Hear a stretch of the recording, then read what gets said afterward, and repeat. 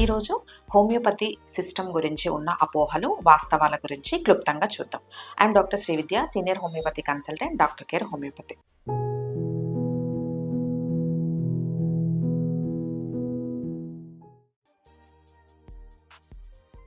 Homeopathy వైద్య విధానంలో medicines అన్నీ కూడా ఓన్లీ షుగర్ పిల్స్, ఎటువంటి మెడికేషన్ లేదు అనేది కంప్లీట్గా wrong. Homeopathy system is strong evidence based system. Example, ఒక పేషెంట్ ఒక ప్రాబ్లంతో వచ్చినప్పుడు, ఎగ్జాంపుల్ డయాబెటీస్ కానివ్వండి, లేదంటే ఉమెన్లో హార్మోన్ ఇంబ్యాలెన్స్, హైపోథైరాయిడ్ కానీ, పీసీఓడి కానీ, పేషెంట్ వచ్చినప్పుడు ఏ లక్షణాలతో ఇబ్బంది పడుతున్నారు, వాళ్ళు తీసుకొచ్చిన రిపోర్ట్స్ అన్నీ క్లియర్గా నోటీస్ చేసుకొని ప్రాపర్ హోమియోపతి మెడికేషన్ తర్వాత సర్టన్ పీరియడ్ తర్వాత, ఐదర్ 3 months or 4 months తర్వాత పేషెంట్ యొక్క లక్షణాలు ఎలా ఉన్నాయి, వాళ్ళ మెటబాలిక్ రేట్ ముందు ఎలా ఉంది, తర్వాత ఎలా ఉంది, అండ్ రిపోర్ట్స్ ఎలా ఉన్నాయి. ఫర్ ఎగ్జాంపుల్, డయాబెటిక్ పేషెంట్లో చూసుకున్నట్లయితే వాళ్ళ fasting post lunch reports, at the same time HbA1c report, ఇవన్నీ కూడా బిఫోర్ ట్రీట్మెంట్ ఎలా ఉంది, ఆఫ్టర్ ట్రీట్మెంట్ ఎలా ఉంది, క్లియర్గా చూపించడం జరుగుతుంది విత్ ఎవిడెన్స్.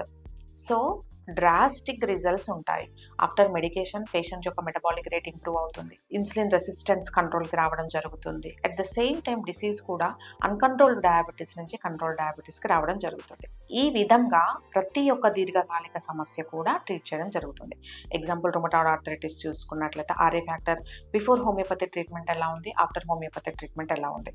ఎగ్జాంపుల్, మా దగ్గరికి వచ్చినప్పుడు RA ఫ్యాక్టర్ చాలా మంది స్టీరాయిడ్స్ తీసుకుంటూ కూడా అబోవ్ 50-60 ఉన్న వాళ్ళు ఉంటారు.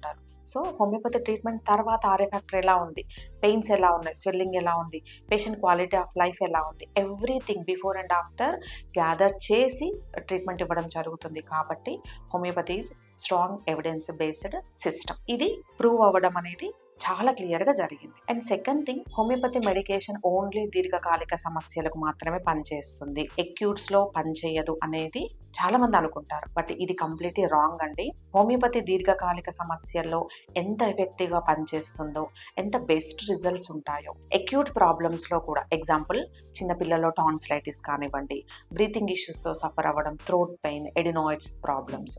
పెద్దవాళ్ళలో చూసుకున్నట్లయితే fevers, example typhoid fever, malaria fevers కానివ్వండి, కామన్ వైరల్ ఫీవర్స్ కూడా హోమియోపతి అనేది చాలా ఫాస్ట్గా తగ్గుతుంది.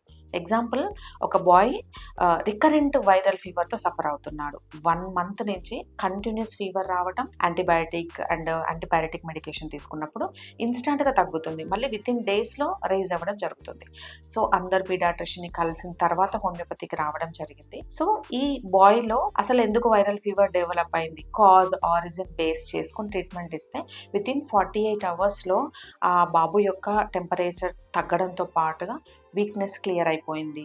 అండ్ రికరెంట్గా ఈ వైరల్ ఇన్ఫెక్షన్ తర్వాత వచ్చే టైర్డ్నెస్ కానివ్వండి, ఇదంతా ఎపటైట్ తగ్గిపోవడం, రెక్టిఫై అవ్వడం జరుగుతుంది. సో ఎనీ ప్రాబ్లం, క్రానిక్ డిసీజ్లో హోమియోపతి ఎంత బాగా పనిచేస్తుందో, ఎక్యూట్స్ అంటే షార్ట్ టైంలో వచ్చిన డిసీజెస్ కూడా హోమియోపతి ద్వారా చాలా ఎక్సలెంట్గా తగ్గిపోతాయి.